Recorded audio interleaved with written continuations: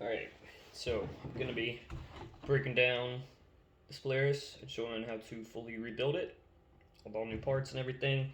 This guy is all fixed and ready to go. So I'm just going to be breaking it down and putting it right back together, showing how to do everything.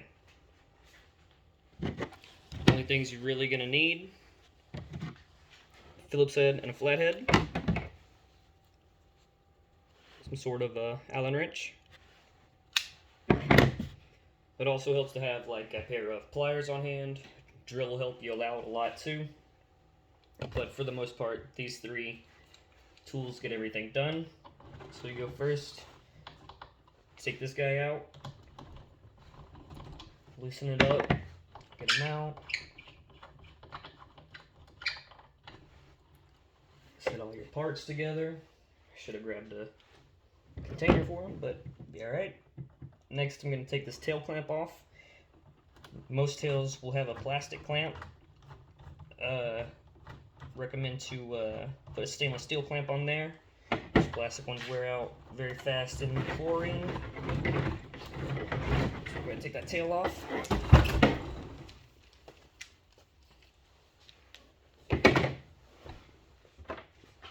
Next is going to be the float. So you can just kind of unscrew it. Come off, pull straight back on that. Next is going to be the top cover. Take your Phillips head in there, get that screw out.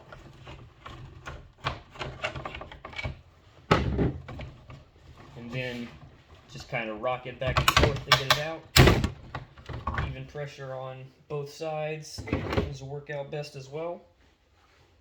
Now we've got the top off and access to all the wheels.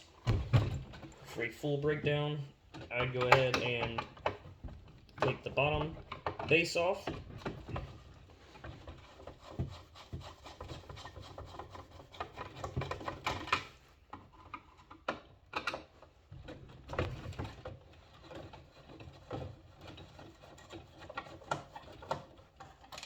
And if you're not having to fix anything on the base, take this guy out, sit upside down with the screws in there. Don't have to worry about that. So now we've got access to all the bottom, including the water management system and the ability to drill holes if we need to reconnect wheels. These parts here. And I've got a frame, 1 second, to show holes drilled through. And this one does not have any drilled through. And the only wheel that you can't drill on is this guy here, because it gets in the way of one of the parts that comes onto the base, hits and won't let you do anything. And then it's also only got one screw that you could really be able to do it to without threading out the base. So 2 side wheels, good to go. Can't do the single side wheel drilling it on like that.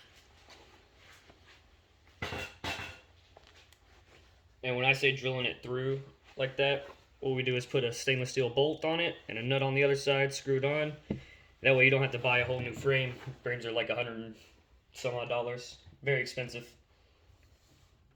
Alright. So now we've got base and top off. We start taking wheels off.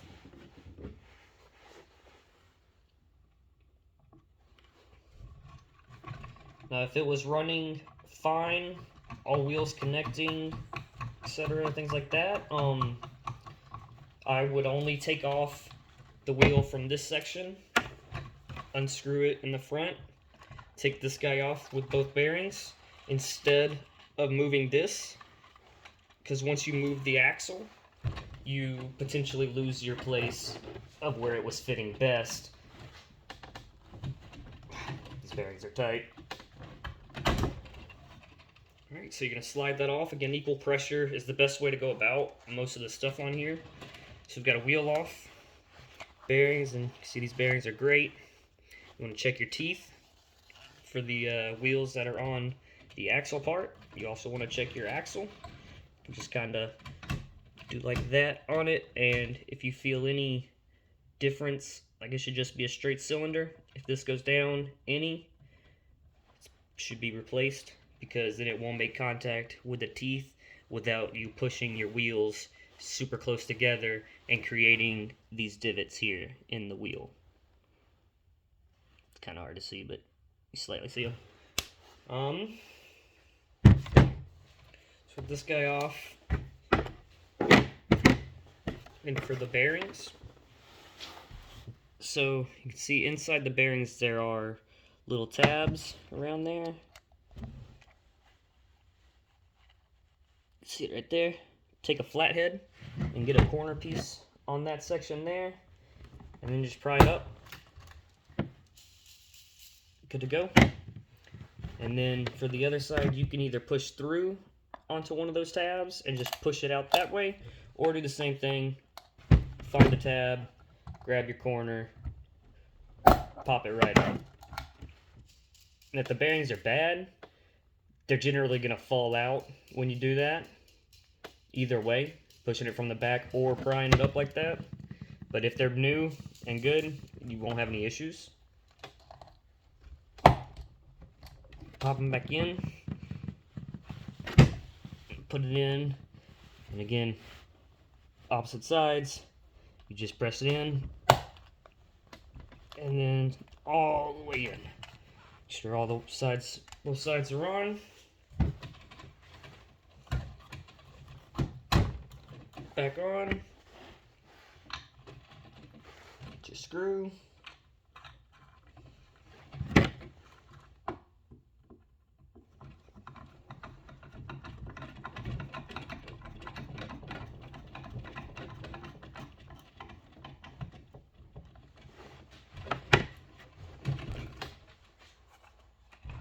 Alright, so the way you do that one wheel is the same way you do all the rest of them, so I'm not going to bother taking any of the rest apart. One other thing you do want to check on, like I said, you want to check your teeth. Your back wheel, teeth don't really matter, so if you've got a good back wheel here, you can replace this one in the front or the side one that are on the axle, so you don't have to always replace with a new part. Alright. So, got all the wheels able to be done. We're going to go and start on some of the inner mechanics. Phillips head for these guys.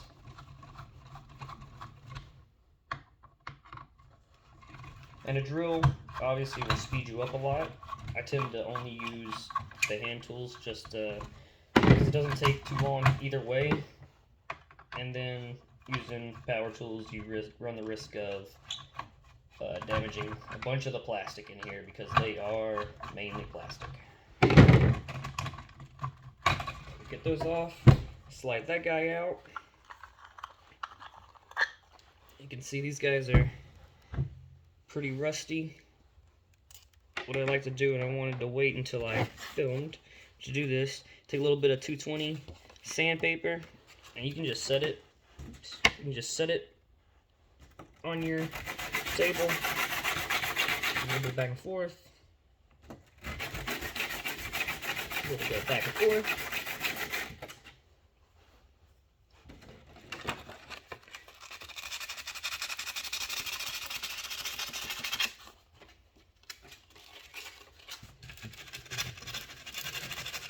This one's really rusted.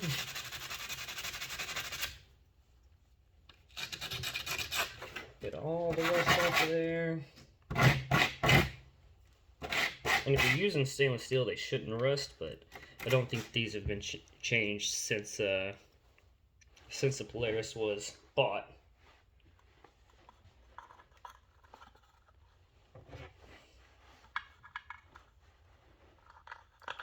Go ahead and send your screws back in. Start setting your parts all together still. Now, I don't have a reason to take the back one off.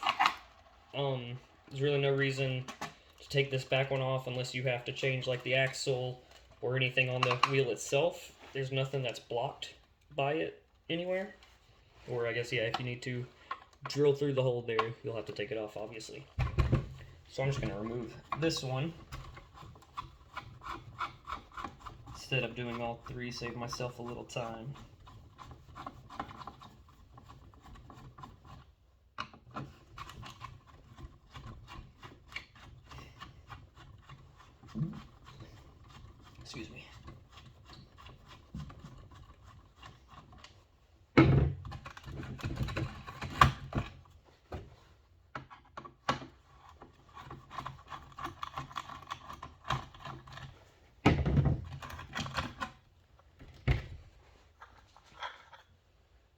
And check all the teeth. All those are good.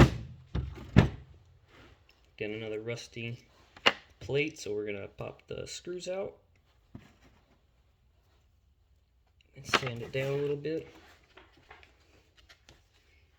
And you can use finer sandpaper, but there's really no need. 220 is good enough for it.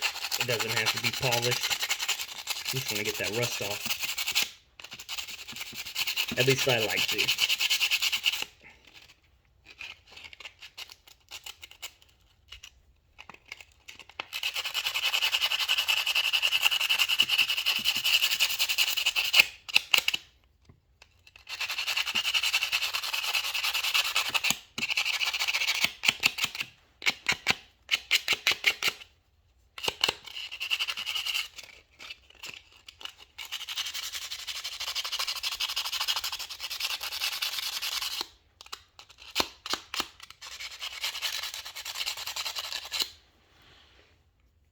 Nice and clean.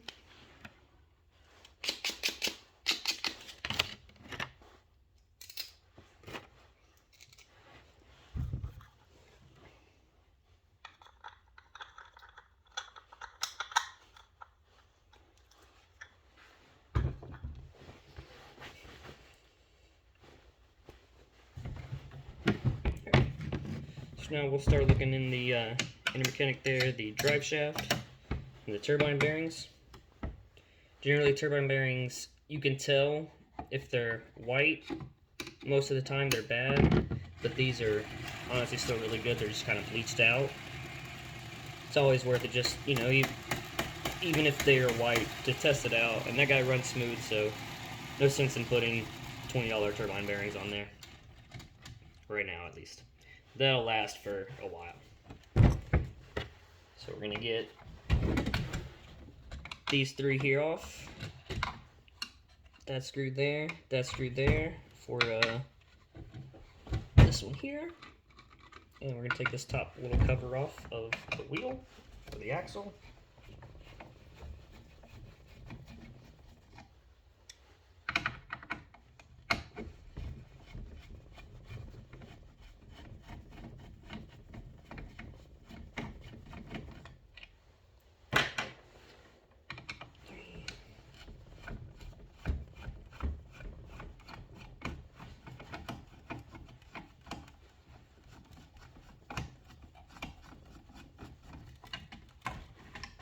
Okay, you can leave the screws in there. I like to take them out just because this thing flops around a lot if you're trying to get this off. So there's the inner gear there. You can see this guy still spins really smooth and no rust on the drive shaft. So those are your two main indicators, or if the sides here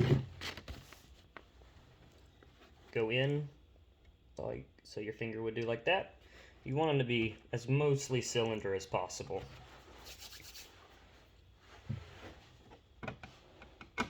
Get this cover off.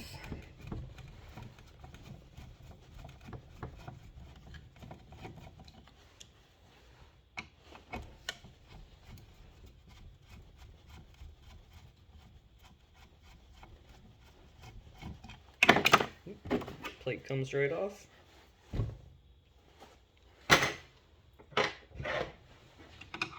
Next are going to be the 4 screws that hold the turbine bearings in. My thumb is there, there, there, and there. And then we'll be able to pull out the turbine bearings and the drive shaft.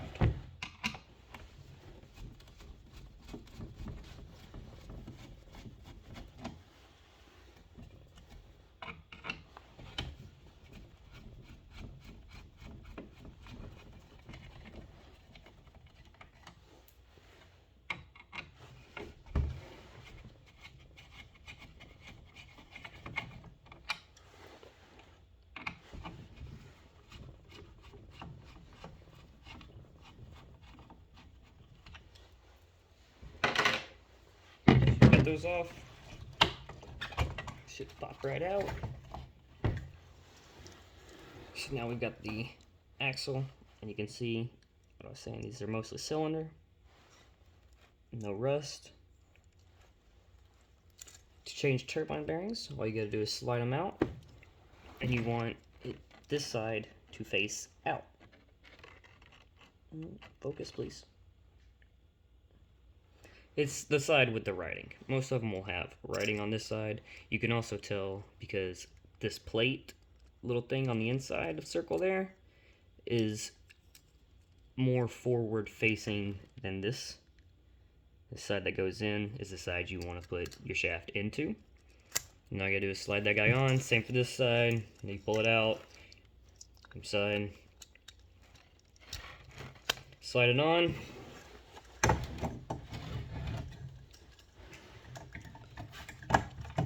You slide this guy right back in there. Oops. Just like that, and you'll start getting your screws back on.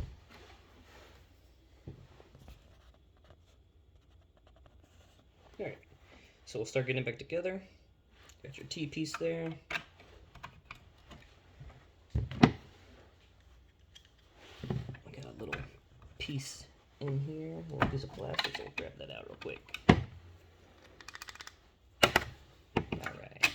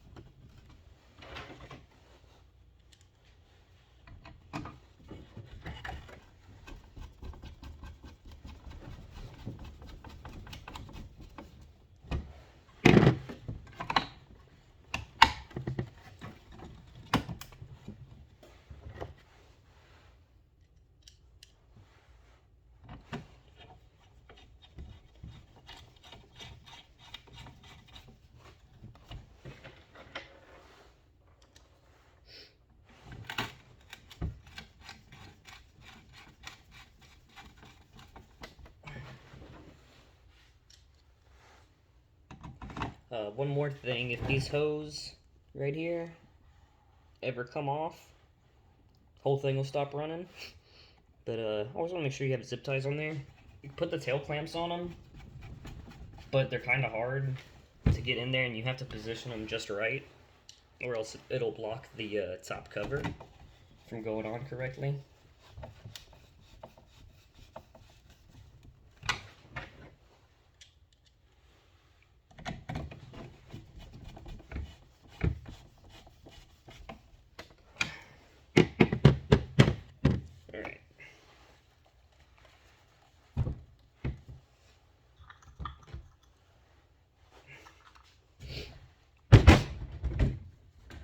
Another little thing that helps with the wheels getting on. Let me move this guy a little bit.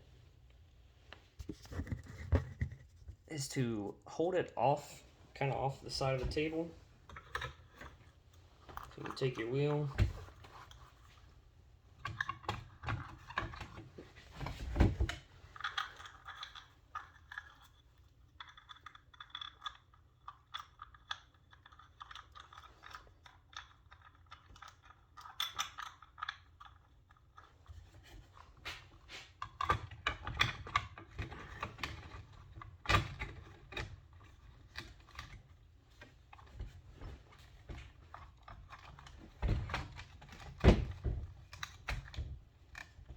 Alright, so you want to hold it just flush enough against your drive shaft there. Don't hold it too tightly against it, or else it'll be grinding and wheels will be going slow. You also will wear down the axle in there, as well as the wheel's teeth very fast. When you're screwing these guys in, one side not all the way, then do the other, so you don't have any movement in there, and then finish up the tightening. Small tip, but does save a lot of headache. Got a wheel on, make sure that guy's running. sure your other guy's running. Alright. For the bottom part, this guy's easy to take off. 2 screws there. Oh, sorry. The water management system here. So what we're doing next, these 2 screws, they are longer screws than most of the Polaris.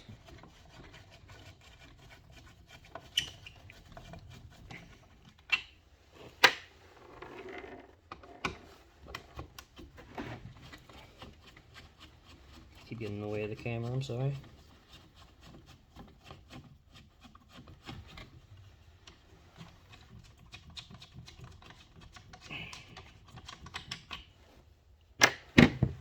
And then just pull it out straight. Want to make sure, running underwater, make sure everything's coming out right. There. You'll want to plug every hole individually and like a part. So I do those 2, and do those 2, then do those 2. Make sure everything comes out square. You want to check your O-ring. Make sure it's good, because this one affects it a lot, surprisingly. Can also take off a plate here. Very easy. No real need to, unless you think that a O-ring in there is messed up, or you got a crack or something in there. This is not a part I change often. O-ring inside there. This guy's good.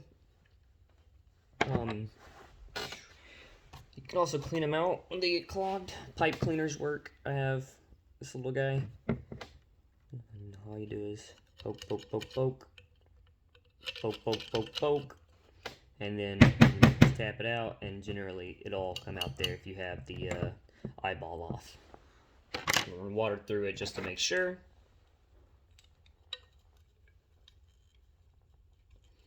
And then we go to putting them back together.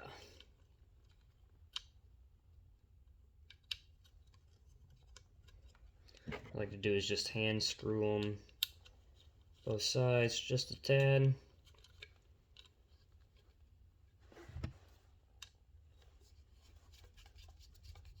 And then go in and tighten them.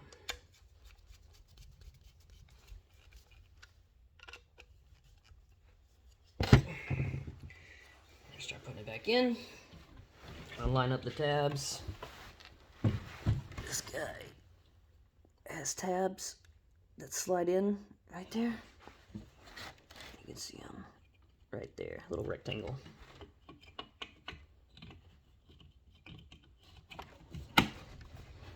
Gotta make sure it gets nice and snug in there.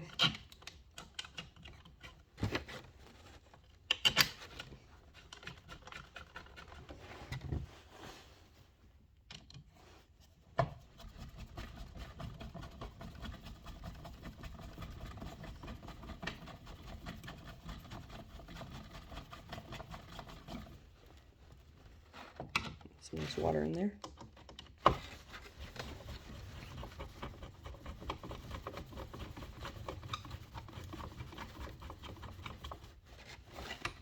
This guy's nice and snug. Now really everything on the bottom that can be messed with has been messed with. Again, this is the one that you can't drill through because of this part right here. You would only be able to possibly get one in right there, but yeah.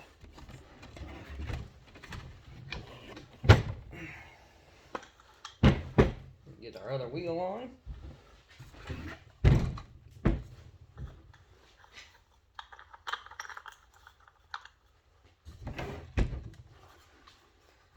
You've already seen this, so I'm just going to pull it aside and get the wheel on real quick.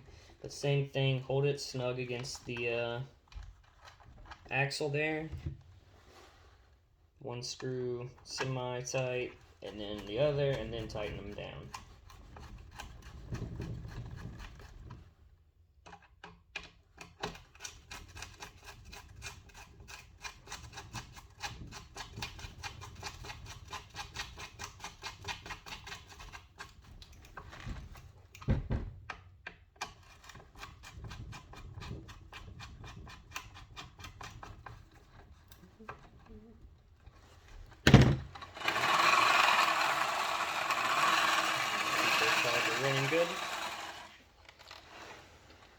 And I did, no, never mind, sorry.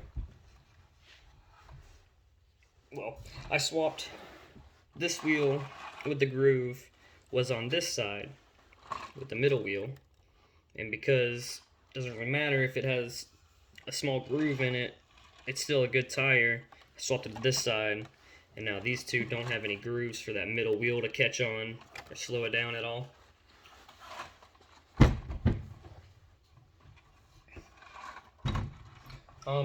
Thing I didn't go over was taking these middle pieces off.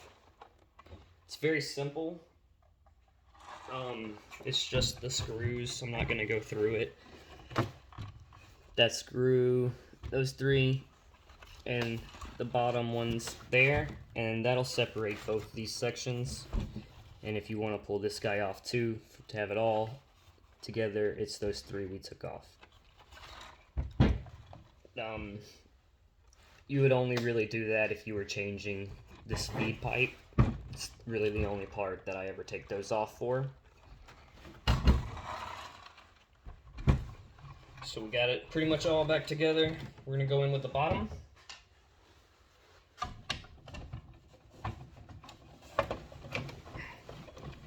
Real easy fit, and you should right off the rip see your wheels are attached.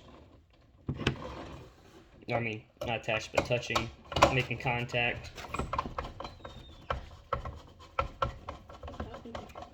I'm recording something.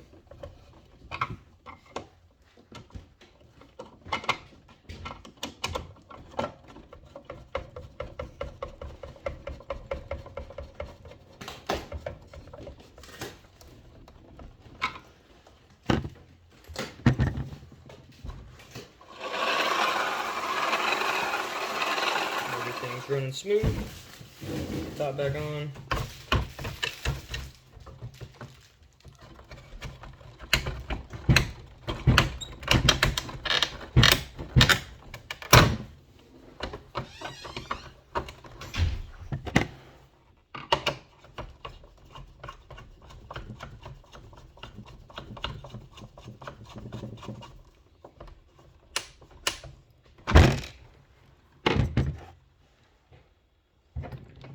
Top on. I like to go with the tail next. Yeah, this way so you can see what I'm doing. So make sure that the tab with the screwdriver is facing this way with the two wheels. It makes it the most easily accessible to take it off when needed. Because if you have it flipped up here, float gets in the way. Saves you some time if you're just trying to change a tail or something next time is all.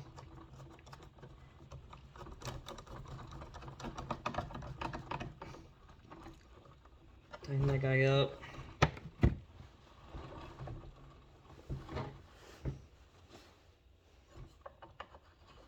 Right in there. Last but not least, float. And rule of thumb there. I like to place my thumb and just push evenly without putting too much pressure on the feed pipe. Screwing it does help, even though it doesn't have threads. Weird, but that's it. That is a fully done Polaris. Oop. Okay. Don't hold on to the tail when you're trying to test run it, but